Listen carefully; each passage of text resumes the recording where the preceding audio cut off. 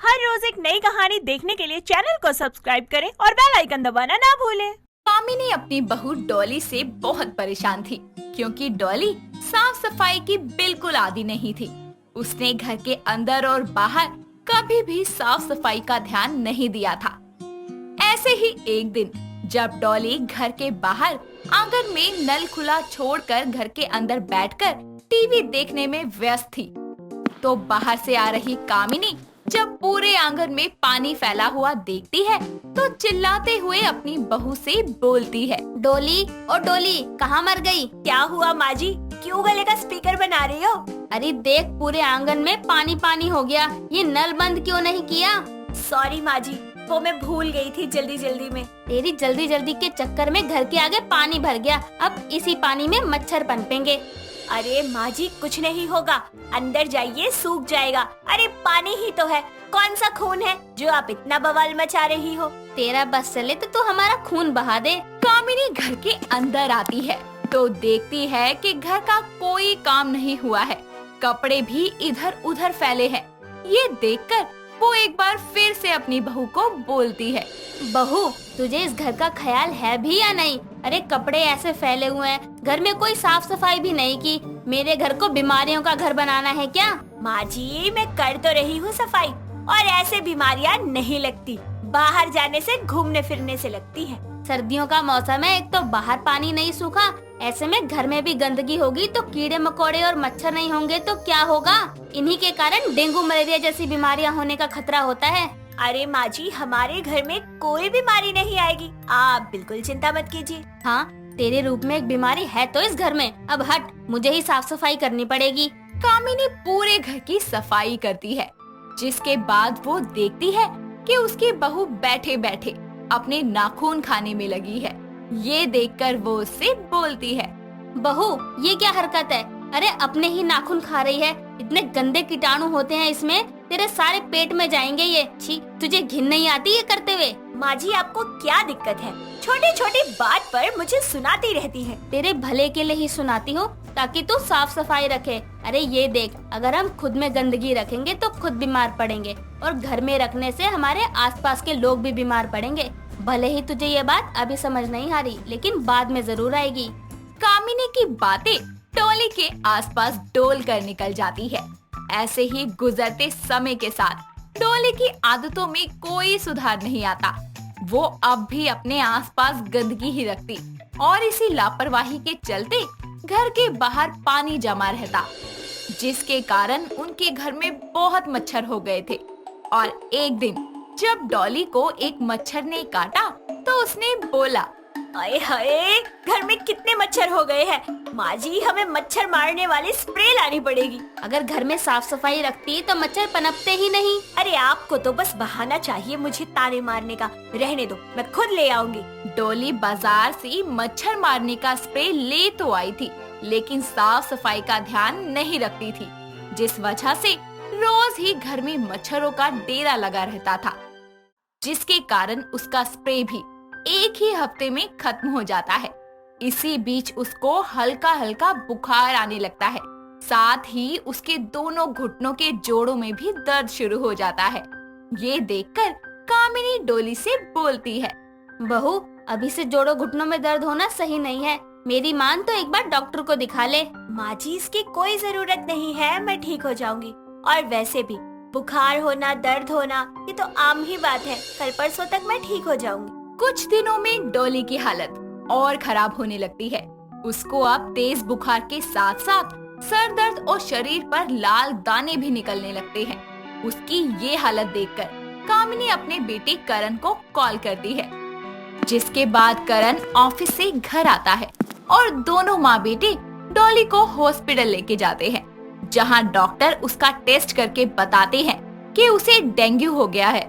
ये सुनकर कामिनी हॉस्पिटल के बेड पर लेटी डॉली से बोलती है, बहू कहती थी ना तुझे, साफ सफाई ना रखने से बीमारी हो जाएगी, देख हो गई ना बीमारी। डेंगू पता है कितनी खतरनाक बीमारी है। ऐसे मत बोलिए माँ जी, मैं तो पहले ही बहुत डरी हुई हूँ। डॉली का इलाज चलता है, कुछ टाइम बाद वो ठीक होकर घर आ जाती है, लेकिन कहते हैं ना, दूध का जला तो छाछ भी फूंक फूंक कर पीता है। लेकिन डॉली के साथ इसका उल्टा था। वो खुद इतनी भयंकर बीमारी से ठीक हुई थी, लेकिन फिर भी वो साफ सफाई में लापरवाही करती थी। नतीजा ये हुआ कि कुछ दिन बाद करण ऑफिस से घर आया तो कामिनी उसको पानी देते हुए बोली, बेटा ठीक तो है तू? तेरी हालत ठीक नहीं लग रही, आंखें देख कैसे सूज सी गई हैं। इधर दिखा मुझे, बुखार तो नहीं है? कामिनी करण के माथे पर हाथ रखकर देखती है तो उसको तेज बुखार होता है। ये देखकर वो उससे बोलती है, बेटा तुझे तो बहुत तेज बुखार है, चल डॉक्टर के पास। नहीं माँ, मेरी हालत नहीं है कहीं जाने की, घर आ गया वही बहुत है। अच्छा रुक, मैं डॉक्टर को घर ही बुलाती हूँ। कामिनी करण को कमरे में लेटाकर डॉक्टर को कॉल करती है। कुछ देर में डॉक्टर घर आते हैं तो घर की हालत देखकर मुंह सड़ाते हुए बोलते हैं, ये आपके घर में इतनी गंदगी क्यों है? थोड़ा साफ सफाई रखिए। डॉक्टर की ये बात सुनकर डॉली शर्म से सर को झुका लेती है और कामिनी भी उसको घूर कर देखती है। जिसके बाद डॉक्टर करण को चेक करते हैं और कामिनी से बोलते हैं, कामिनी जी, ये बताइए घर में किसी को डेंगू हुआ था क्या? जी मेरी बहू को, वो भी 1 हफ्ता पहले ही। अच्छा, आपके बेटे को भी डेंगू की शिकायत है। इनकी प्लेटलेट्स बहुत तेजी से कम हो रही हैं। ऊपर से आपके परिवार में पहले डेंगू हो रखा है किसी को, तब भी इतनी लापरवाही, साफ सफाई का बिल्कुल ध्यान नहीं दिया हुआ। ये एक जानलेवा बीमारी है, लेकिन लगता है आप लोगों ने इसको बहुत ही साधारण समझा हुआ है। डॉक्टर साहब, ये सब मेरी इस डेंगू वाली बहू का किया धरा है। इस औरत को मैंने 1000 बार बोला कि घर में साफ सफाई रख, लेकिन नहीं, इसने तो मेरी सुनी नहीं। खुद बीमार हुई फिर भी इसको अक्ल नहीं आई। देखिए, आपकी बहू तो ठीक हो गई, लेकिन आपके बेटे को देखकर लग रहा है इनको गंभीर डेंगू बुखार हुआ है। जल्द से जल्द इनको हॉस्पिटल भर्ती करना पड़ेगा। मैं अपने हॉस्पिटल से एम्बुलेंस भेजता हूँ, आप इनको हॉस्पिटल ले आइए। डॉक्टर अपने हॉस्पिटल के लिए निकल जाते हैं। जिसके बाद कामिनी डॉली से बोलती है, आज तेरी वजह से मेरे बेटे की ऐसी हालत है। अगर इसको कुछ भी हुआ ना तो मैं तुझे छोड़ूंगी नहीं। अरे शर्म कर, मैं तुझे बोल बोल कर थक गई, लेकिन तूने अपनी ये गंदगी में रहने की आदत नहीं सुधारी। अब तेरे सुहाग की जान पर बात आ गई है, थोड़ी तो शर्म कर। माँ जी मुझे माफ कर दीजिए, मैं मानती हूँ कि गलती मेरी है और मैं सब समझ भी गई हूँ। अब से मैं साफ सफाई का पूरा ध्यान रखूंगी, पर प्लीज मेरे करण जी को बचा लो। अब माफी मांगने से क्या होगा? मेरे बेटे की जान पर तो बनाई, अब तुझे गलती समझ आ रही है। कह देती हूँ, मेरे बेटे को कुछ भी हुआ तो मेरे से बुरा कोई नहीं होगा। कुछ देर में एम्बुलेंस आती है, जिसके बाद करण को हॉस्पिटल ले जाया जाता है। वहाँ उसके सारे टेस्ट किए जाते हैं, जिसमें पता चलता है कि उसको डेंगू का गंभीर बुखार है, जिसके कारण उसकी प्लेट्स भी तेजी से गिर रही है। लेकिन समय रहते डॉक्टर उसे हॉस्पिटल में भर्ती करते हैं और करण की हालत में सुधार आने लगता है और लगभग 1 महीने बाद वो बिल्कुल ठीक होकर घर आता है। जिसपे वो और कामिनी घर की हालत देखकर चौंक जाते हैं। घर एकदम साफ सुथरा होता है। ये देखकर कामिनी बोलती है, शुक्र है बहू, देर से ही सही, पर तेरे अंदर अक्ल तो आई। हाँ माँ जी, गलती मेरी है। मैं इतनी गंभीर बीमारी से गुजरी, लेकिन फिर भी मैंने सबक नहीं लिया और मेरी गलती की वजह से मेरे पति को भी सजा मिली। वो तो भगवान का शुक्र है जो इनको कुछ नहीं हुआ, लेकिन मेरे कारण आप दोनों को बहुत सहना पड़ा है। इसीलिए मैं अब घर में साफ सफाई का पूरा ध्यान रखूंगी, ताकि डेंगू, मलेरिया, चिकनगुनिया का एक भी मच्छर हमारे घर में पनप ना पाए। हाँ बहू, और साथ ही अपने आसपास वालों को भी ये समझाना चाहिए कि कहीं भी पानी न जमा होने दे और अपने आसपास सफाई रखे, क्योंकि जहाँ साफ सफाई होती है वहाँ बीमारियाँ जन्म नहीं लेती। जी माँ जी। डॉली ने अपनी गलतियों से सीख लेकर अपनी गंदगी में रहने वाली आदत को सुधार लिया। नीलिमा के 2 बेटे थे, बड़ा बेटा रामू और छोटा बेटा शामू। बड़े बेटे रामू की शादी ऋषिता नाम की एक बहुत ही सुलझी और समझदार लड़की से हो चुकी थी और शामू की शादी रावी नाम की एक खुले विचारों वाली अय्याश किस्म की लड़की से हुई थी। नीलिमा रावी को ज्यादा पसंद किया करती थी, क्योंकि रावी उसकी नजरों में हमेशा ही अच्छी बनी रहती थी, तो वहीं ऋषिता सब कुछ करते हुए भी उसकी नजरों में खरी नहीं उतरी थी। इस बात का फायदा उठाकर रावी हमेशा नीलिमा के सामने उसके खिलाफ कोई न कोई षड्यंत्र रचती ही रहती थी। ऐसे ही एक दिन, सुनिए भाभी। हाँ कहो रावी, क्या बात है? भाभी, आज मेरे कुछ दोस्त आ रहे हैं घर पर, आप उनके लिए कुछ अच्छा सा बना दोगी? हाँ रावी, क्यों नहीं। थैंक यू सो मच भाभी। और हाँ, एक बात और, आप प्लीज उनके सामने ये मत कहिएगा कि आप मेरी कौन लगती हैं। लेकिन तुम ऐसा क्यों कह रही हो? मैं नहीं चाहती कि उनके सामने मैं आपको अपनी भाभी बताकर अपनी बेइज्जती करवा लूं। ऋषिता उदास होकर रसोई में खाना बनाने चली जाती है। कुछ देर के बाद रावी के दोस्त घर आते हैं। ऋषिता उनका खाने का बंदोबस्त करती है। रावी के दोस्तों में से उनकी एक दोस्त उससे पूछती है, यार रावी, ये कौन है? बड़ा ही अच्छा खाना बनाती है ये तो। ये हमारे घर की नौकरानी है। वैसे नौकरानी जैसी लगती तो नहीं हो, और कपड़े भी इतने सुंदर पहन रखे हैं। वो क्या है ना कि हम अपने नौकरों को भी अपने परिवार का ही हिस्सा मानते हैं, बस इसीलिए इन्होंने भी इतने अच्छे और महंगे कपड़े पहने हैं। ओह अच्छा, बहुत अच्छी बात है। इसके बाद रावी ऋषिता को इशारा करती है ताकि वो वहाँ से चली जाए। ऋषिता अपने आंसू पोंछते हुए चली जाती है और अपने कमरे में जाकर रोने लगती है। रोते रोते वो बिस्तर पर ही लेट जाती है। तभी उसकी सास वहाँ पर आती है और उसे बेड पर ऐसे लेटा हुआ देखकर उससे बोलती है, क्या बात है, महारानी जी आराम फरमा रही हैं। जी माँ जी, कुछ काम था आपको? अरे नहीं नहीं, मुझे क्या काम होगा, काम तो सिर्फ आपको ही होते हैं। मुझे माफ कर दीजिए माँ जी, बताइए क्या काम है आपको? मुझे भूख लग रही है, तो खाने को कुछ मिल सकता है? अगर मिल सकता हो तो आपकी बड़ी ही कृपा होगी। जी माँ जी, मैं अभी लेकर आती हूँ। ऋषिता अपनी सास के लिए वही खाना लेकर आती है जो कि रावी ने अपने दोस्तों के लिए बनवाया था। उस खाने को देखकर नीलिमा ऋषिता से कहती है, अरे ये कहाँ से लेकर आई है तू? पैसे कहाँ से आए तेरे पास? नहीं माँ जी, मैं खरीद कर नहीं लाई थी, ये सब तो मैंने अपने हाथों से बनाया है। इतना सब कुछ?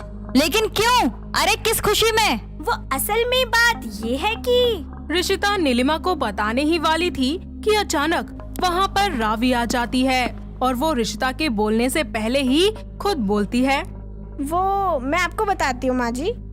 बात ये है कि आज भाभी के कुछ दोस्त उनसे मिलने आए थी, बस इसीलिए ये सब बनाया आज। अरे ये क्या कह रही है बहू तू? मैं सच कह रही हूँ माँ जी, क्यों है ना भाभी? जी माँ जी, रावी सच कह रही है। अरे नासपीटी माँ जी की बच्ची, घर का राशन तेरा बाप देकर जाता है क्या, जो अपने यार दोस्तों पर लुटाई जा रही है? कोई बात नहीं माँ जी, आप गुस्सा मत करिए, और भाभी आप अगली बार से ध्यान रखना। नीलिमा और रावी दोनों ही उसके कमरे से बाहर चली जाती हैं, जिसके बाद ऋषिता फिर से रोने लगती है। कुछ देर के बाद रावी ऋषिता के कमरे में आती है और बोलती है, ओ भाभी, आप रोती हुई बिल्कुल अच्छी नहीं लगती, चलिए चुप हो जाइए। रावी, तुम अब यहाँ क्या करने आई हो? बस आपका हाल पूछने और आपको थैंक यू कहने भी। Thank you? किस लिए? एक तो आपने इतना अच्छा खाना बनाया, मेरी दोस्त आपकी बहुत तारीफ कर रही थी खाने की, और दूसरी ये कि आपने माँ जी के सामने झूठ बोलकर मुझे बचा लिया, उसके लिए भी। तुम्हें और कुछ कहना है या फिर कह लिया? हाँ, बस और कुछ नहीं कहना मुझे, मैं चलती हूँ, अब बाय। ऋषिता अब सिर्फ और सिर्फ अपनी बेगुनाही को साबित करने के बारे में ही सोचती है और रावी का फरेबी चेहरा नीलिमा के सामने लाने के बारे में। ऐसे ही वक्त गुजरता जाता है और रावी आए दिन कोई ना कोई घटिया चाल चलती ही रहती है ताकि वो ऋषिता को अपनी सास की नजरों में जलील कर सके। ऐसे ही एक दिन परेशान होकर वो अपनी एक दोस्त शमी के पास जाती है और उससे कहती है, शमी, मुझे तुम्हारी मदद चाहिए। हाँ कहो ऋषिता, क्या बात है? देखो, बात इतनी सी है कि मेरी देवरानी जरूरत से ज्यादा चालू है और मेरी भोली भाली सास को सारा दिन घुमाती है। मुझे बस उसका असली चेहरा सबके सामने लाना है। बताओ क्या करना है? ऋषिता शमी को अपने प्लान के बारे में बता देती है और वहाँ से चली जाती है। अगली शाम को ऋषिता सब्जियाँ लेने के लिए मार्केट पहुँचती है। तभी शमी अपने कुछ दोस्तों के साथ गुंडों का भेष बनाकर उसके ससुराल पहुंच जाता है और ऋषिता के कहे अनुसार पूरे घर में दहशत फैला देता है। तो वहीं नीलिमा जैसे ही उससे बचने के लिए पुलिस को कॉल करने लगती है, तभी वो उसे चाकू दिखाकर उसका फोन छीन लेता है और बाकी लोग रावी को पकड़कर उसे रस्सी की मदद से कुर्सी पर बांध देते हैं। तभी रावी चिल्लाते हुए बोलती है, माँ जी इन्हें दे दीजिए ना, ये जो भी मांग रहे हैं, बस मेरी जान बचा लीजिए। अरे तू चिंता मत कर, मैं कुछ करती हूँ। तुम सबको पैसे चाहिए ना, तो मैं दूंगी तुम्हें पैसे। और हाँ, मेरी बहू को हाथ मत लगाना। अच्छा, तो जाकर तिजोरी में रखा सारा माल लेके आ, वरना तेरी बहू की मुंडी गुड़ुम। नीलिमा अपनी तिजोरी में से सारे पैसे ज्वारात सब कुछ लाकर उन्हें दे देती है और फिर उनसे कहती है, अरे ये लो पैसे और मेरी बहू को छोड़ दो। हाँ, क्यों नहीं, जरूर छोड़ देंगे, पहले तुम्हारा हिसाब भी तो पूरा करना है। उनकी ये बात सुनकर नीलिमा वहाँ से भागने की कोशिश करती है, पर वह लोग उसे पकड़ लेते हैं और उसे भी बांधकर रावी के पास ही बिठा देते हैं।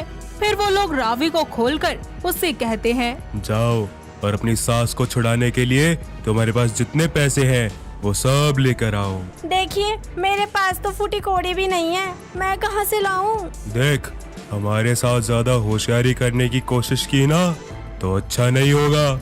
चुपचाप पैसे लेकर आ, वरना तेरी सास तो गई। हाँ, कोई बात नहीं, आपको जो करना है कर लीजिए इनके साथ, बस मुझे जाने दीजिए। ये तो क्या कह रही है बहू? वही जो आपने सुना, मुझे कोई फर्क नहीं पड़ता, आप चाहे सलामत रहो या ना रहो, मुझे बस अपने आप से मतलब है, मैं बच जाऊँ यही बहुत है, मुझे कोई महान बनने का शौक नहीं है। अरे आपकी वो जो ऋषिता बहू है ना, जो हमेशा अच्छा करती है, मैं उसे ही गलत साबित कर देती हूँ। अरे जब आप आज तक उसकी अच्छाई नहीं समझ पाए तो मुझे क्या समझोगी? आपको जो करना है ना कर दो इनका क्रियाक्रम। रावी की बात सुनते ही नीलिमा को बहुत बुरा लगता है और उसकी आंखों में आंसू आ जाते हैं।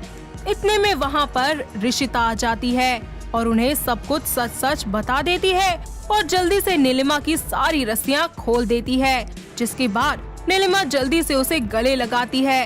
तभी ऋषिता अपनी सास से बोलती है, माँ जी, ये लोग चोर या डाकू नहीं बल्कि मेरे दोस्त हैं, जो मेरे कहने पर ही यहाँ आए थे, ताकि मैं रावी की असलियत आप लोगों के सामने ला सकूं कि वो कितनी गलत और झूठी है। मुझे माफ कर दे बहू, मेरे आंखों पे रावी के भरम की पट्टी बंधी थी, मैं ना कभी तेरी सच्चाई देख पाई ना कभी तुझे समझ पाई।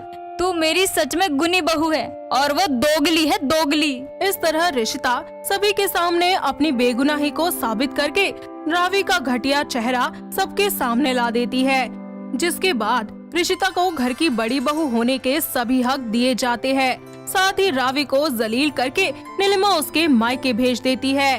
थोड़े ही समय के बाद ऋषिता नीलिमा को समझाकर रावी को वापस बुलवा लेती है और रावी भी एक अच्छी बहू की तरह सभी से माफी मांगती है और सबके साथ मिलकर हंसी खुशी परिवार को एक करके रहने लगती है। दोस्तों, अगर आपको ये कहानी पसंद आई तो इसे लाइक करें, शेयर करें और कमेंट करके बताएं कि कहानी में आपको सबसे अच्छा क्या लगा।